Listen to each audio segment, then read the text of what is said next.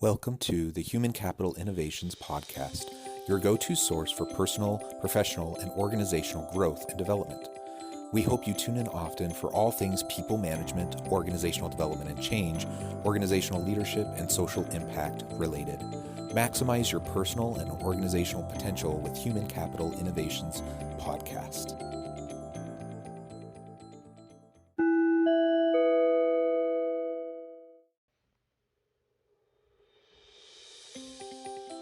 Welcome to the Human Capital Innovations Podcast.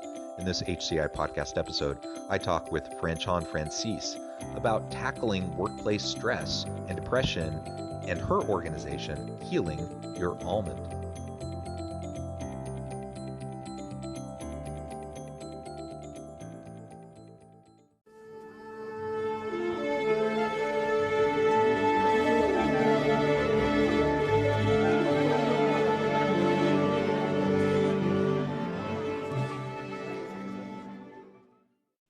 Franchon, welcome to the Human Capital Innovations Podcast. Thank you. Thank you. Yeah, I'm super excited to have a conversation today with you. We're going to be talking about workplace stress and how we can tackle that stress, workplace anxieties, and depression. And we're going to do that through the framing of your organization, Healing Your Almond, and you'll unpack that a little bit for us, what that means. Before we get started, I wanted to share Franchon's bio with everybody. Franchon is the founder of Healing Your Almond, a licensed clinical mental health counselor and certified trauma practitioner and trainer. She founded Healing Your Almond, a Wilmington, North Carolina-based consulting group in 2019, utilizing her expertise in both trauma and emotional intelligence to help companies address employee stress and team efficiency. Known for her authentic leadership and engaging presentations, Franchon discovered her passion for mental health in 2007.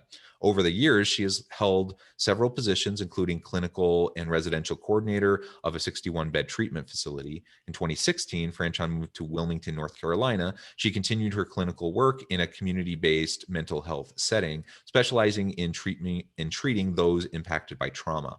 Prior to her work in mental health, Franchon was a project manager for a startup in Brooklyn, New York. She graduated from Bentley University in 2005 with a degree in business and earned a master's in clinical mental health in 2011 from Ohio University.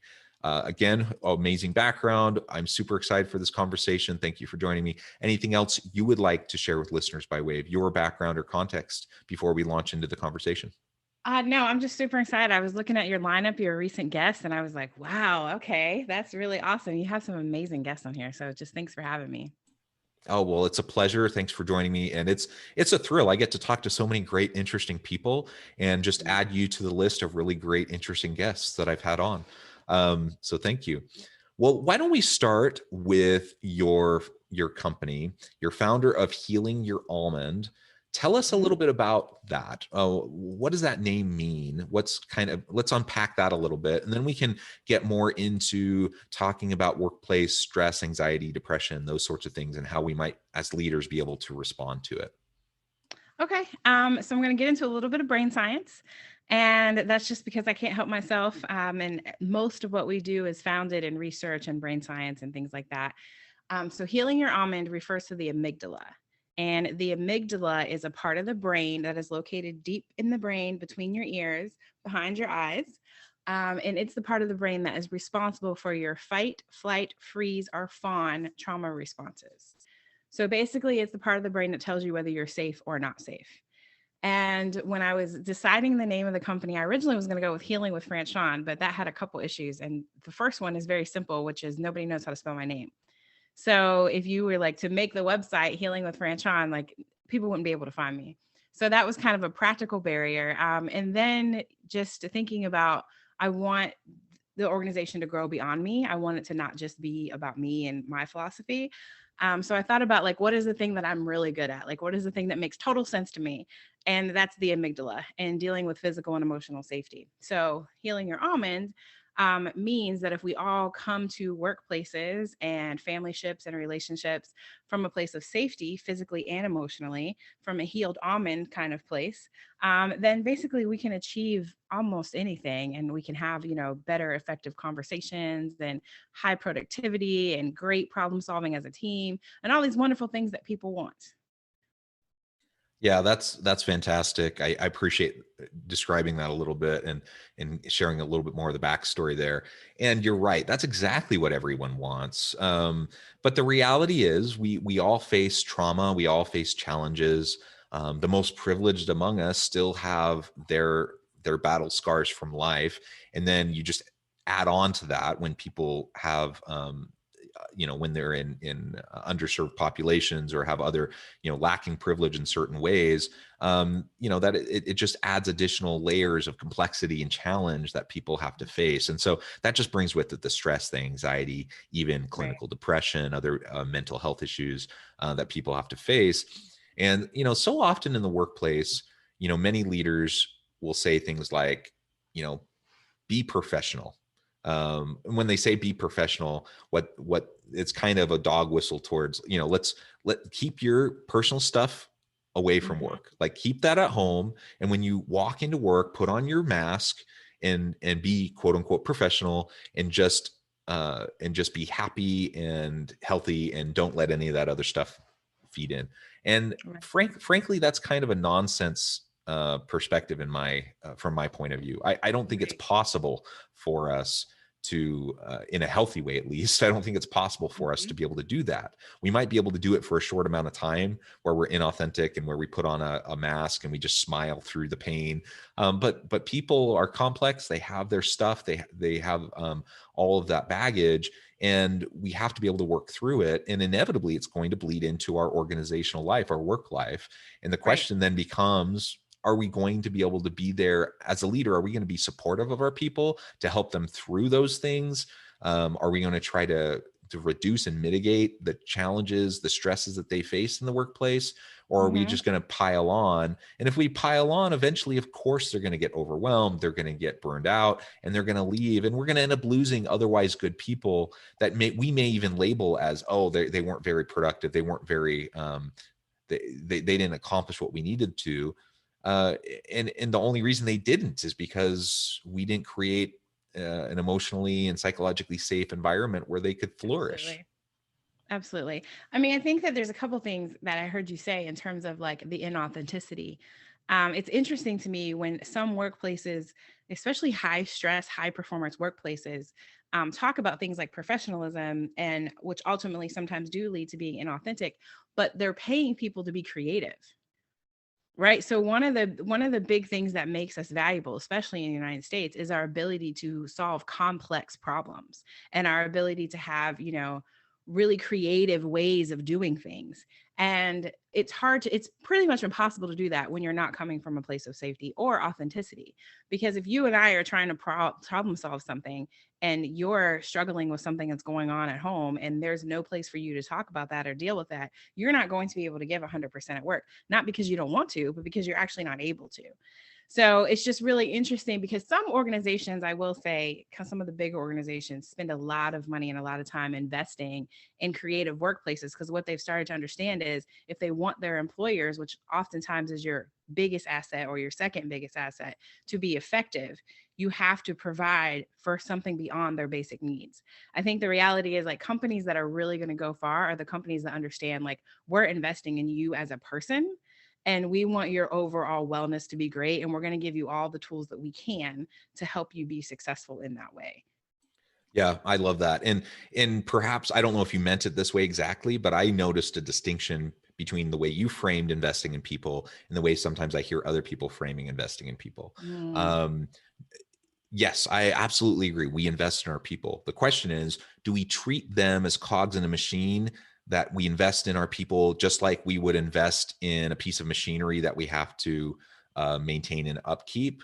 Or do mm, we invest in our people as human beings, as authentic individuals who have needs, that we can help them find fulfillment, meaning, and purpose through the work that they do, and we can provide support for them and help them to learn, grow, develop, have an abundance mindset, growth mindset, etc. Right? I right, think those are two very different types of approaches. Now, ultimately, I'm going to be supportive of any organization that is trying to invest in their people, even if it's right. from the kind of the cog in the machine mentality Mm-hmm. that I Because described, it's because better than some it's organizations. better than nothing, and at least they're Right, they're right, investing in their people. but it does highlight a fundamental difference in perspective of how we approach the people within our organization. And I'm absolutely always going to be an advocate for a people-centered organization, people-centered internally with our employees, people-centered externally with our customers, our communities, other key constituencies. And that means that while, yes, we can focus on profit, making money as an organization, that, we talk about the triple bottom line, for example, and there's more to being a successful organization than just driving profit and higher stock value for our Right. investors. Absolutely. And it doesn't need to be an either or. Like we can accomplish all these things and have positive outcomes across the board, without sacrificing profit either, right? Right. And I think you had to be willing to come up with creative solutions. And that's the organizations that work with me consistently. That's what I really give them credit for, because they're always like, all right, we understand that not one size fits all. Like, we get that. And usually by the time they come to find me, like, they've already learned that lesson. Like, they've already had the EAP and the wellness walking challenges and the kind of, like, the kind of canned activities that, like you say, are great. Like, I'm proud that they're doing something. But what they've learned is they're like, okay, we're still not getting the results we want. Like, we still don't see, participation. We're not seeing the numbers that we want. And I'm like, okay, well, did you just ask your people what they want? Like, did we try that yet? And then they're like, well, not really. We did a survey. And I'm like, all right, cool. Let me come in and talk to some people. Like, give me some samplings. Like, I want some of the janitors. I want some of the entry level staff. I want the CEO. I want some board members. Like, let me meet with everybody at all different levels of your organization and have an authentic, confidential conversation, a therapeutic conversation about, hey, where are you at? What's going on? What are you willing to share with me? What's the good? Because there's always good. There's something good, and what's the not good? So that is a big part of what Healing Your Almond does, is really that creative solutions.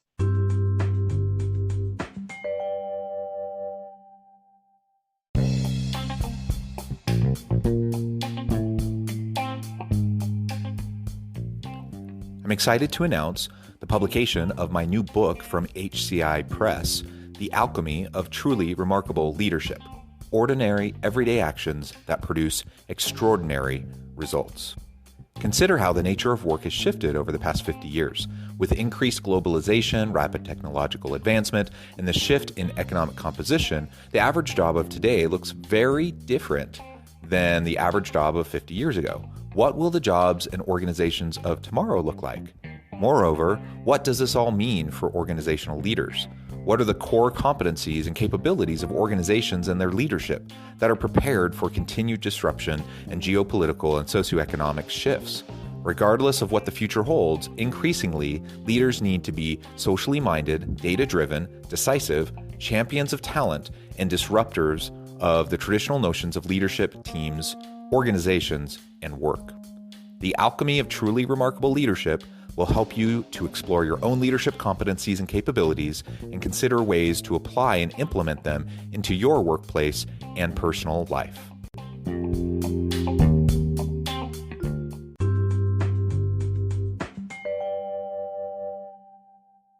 I think that's great. I think we absolutely need to focus on investing in our people, and at a deeper level.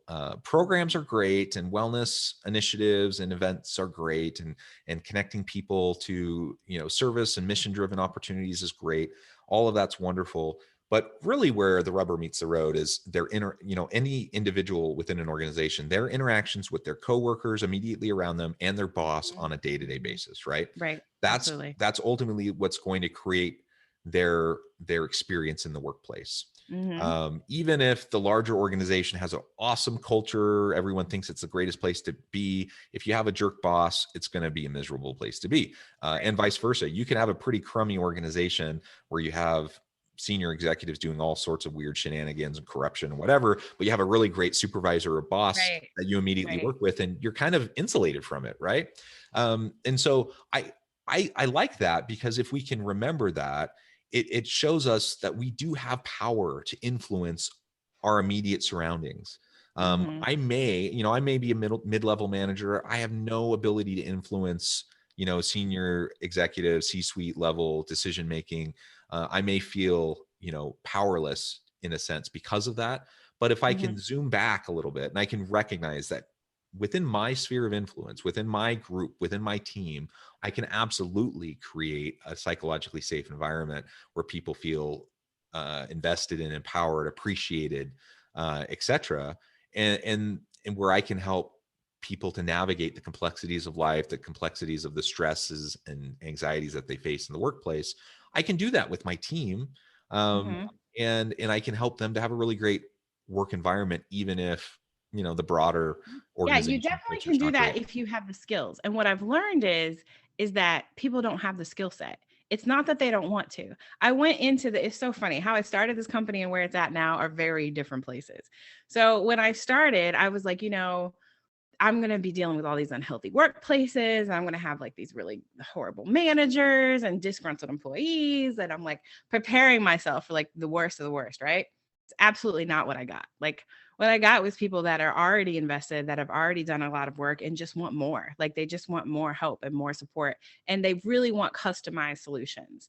And they're like, we want to have great people. We're just not totally sure how to do that. Like we've done the book study, we've done the can training classes, and like that helped a little bit, but like it hasn't really gotten us where we want to go. And I'm like, oh, okay. So and different people need different things. Like some managers need to learn to talk more. Some managers need to learn to talk less. Some managers are scared to death of conflict and nobody's really taught them how to address stuff. So they just don't know how to have authentic conversations. It's not because they don't want to, it's because they have no idea how to do it. And they were really good at their job, but they're not necessarily a Yeah. wonderful manager. And then there's people that think they're wonderful managers, but have no idea how to teach the people below them what to do because they've never held that position. So it's like all these different complex things that we kind of go in and say, okay, let's talk to everybody and get a real idea of what people need. And then let's take the top 3 needs and just go. Like, let's just move towards that. We can't make everybody happy. People get overwhelmed sometimes. I've heard people say, well, this person's upset about that. And I'm like, okay, cool. How big of a percentage of your organization is that? Is it in the double digits or the single digits? Because our goal is not to make everybody happy. Our goal is to provide opportunities for people and take care of people. That doesn't mean that everybody is going to be excited and really super pumped for this position. But one thing you said about powerlessness, I just want to point out real quick. Powerlessness is a big indicator for clinical depression as well as trauma. So anytime that we consistently make anyone feel powerless, it is causing usually depression and or trauma kind of simultaneously. So it's a really big deal that we empower employees authentically and truly, and not just say that we empower them, but they actually really do have venues where they can talk to people about their grievances and about what's going well.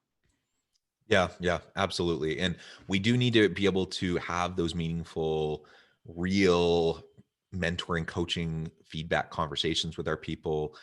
We need to make sure that there's actual mechanisms in place where people can speak up, speak out, report, problems in the workplace.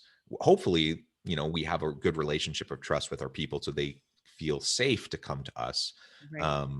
with things. But that's not always the case. And depending on what the issue is, like we have to have mechanisms where people can report things anonymously. Like there's just so many different things that we just need to make sure that we're practicing. And to your point a few minutes ago, absolutely, so many organizational leaders just don't have the skill set. They don't have the emotional intelligence, the EQ, or the experience, despite the good intentions that they may have, to be able Mm-hmm. to consistently model these types of behaviors, these types of approaches, and to be in a place where they can develop those relationships, be authentically vulnerable and with their people, modeling for them how they can deal with these challenges, the stresses, the anxieties, the fears that they may have, and how to move forward with them in a positive way. So Right. as organizations as a whole, if I'm in a senior leadership level, or even if I'm in a lower level and I recognize that maybe I don't have those capacities, or people in my leadership team don't have those capacities,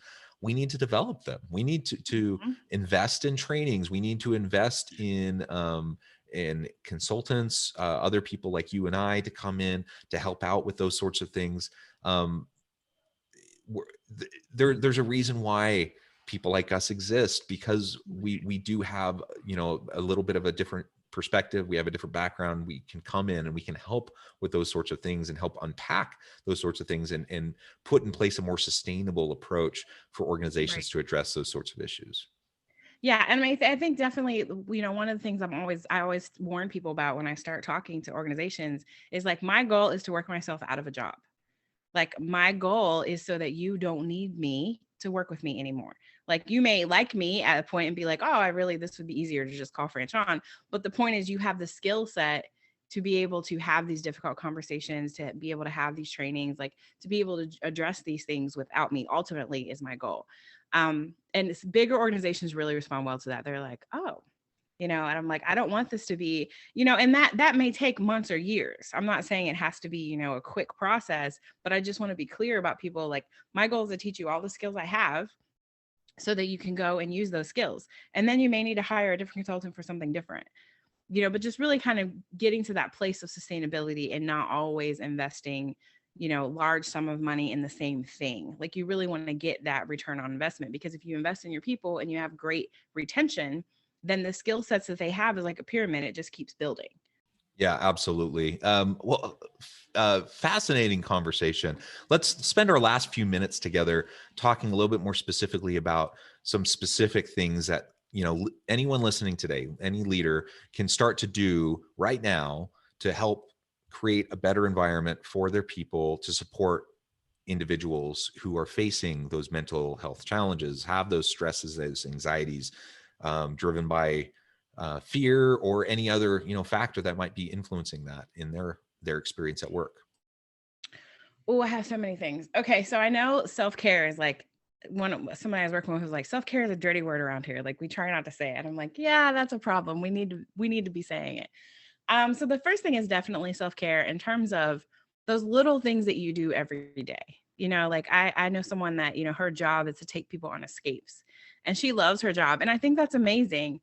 I want to build a life I don't need to escape from. Like, my goal is to build a life to where, like, not that I don't want to go on vacation, but like, I'm not living for my next vacation. Like, I'm excited every day to go to work.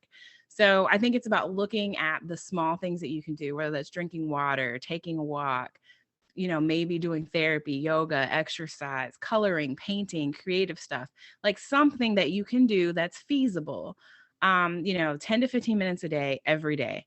Number one, it has to start with you. If you need your organization to change, you also probably need to participate in some change. And then number two is start practicing asking people what they need instead of saying, let me know if you need anything. I know it seems like a really, really small adjustment, but it's something that a leader of mine did years ago, and it's completely changed my relationship with people that I supervise. So I used to always say, let me know if you need anything. And now I always start any meeting with, what do you need from me?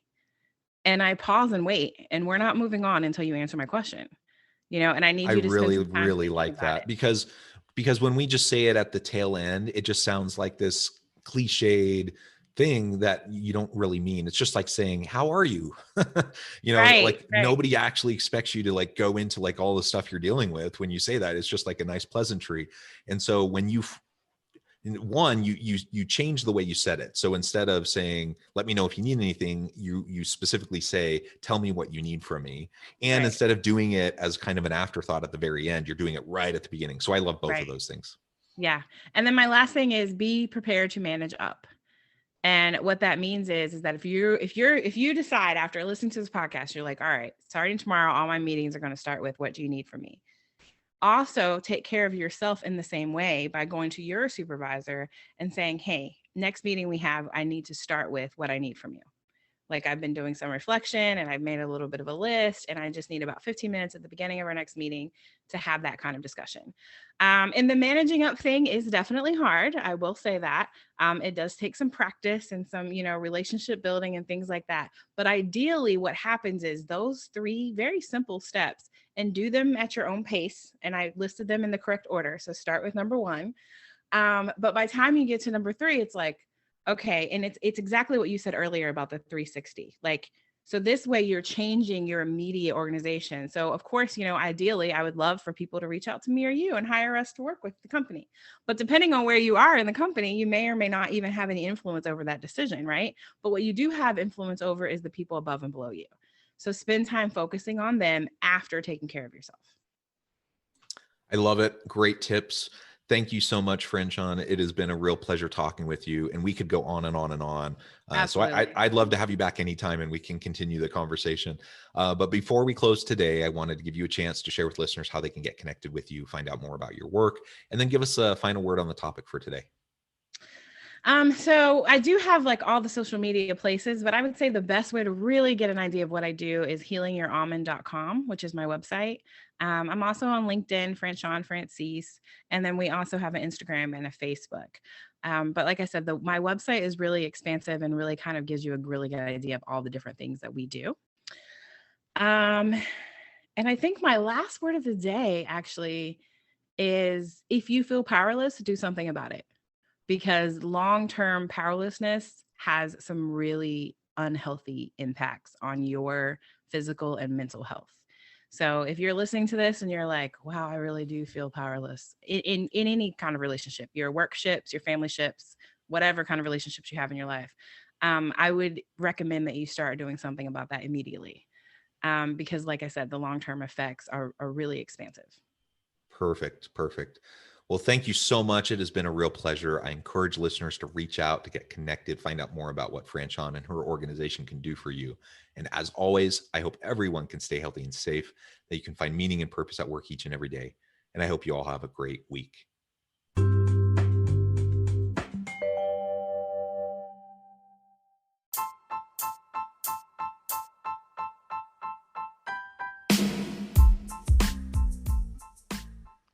We are excited about the launch of HCI's new magazine, Human Capital Leadership. Human Capital Leadership is a free, interactive e-magazine designed to help individuals, leaders, and organizations find innovative approaches to maximize their human capital potential. We will be publishing issues quarterly in August, November, February, and May. Check out the first issue and let us know what you think.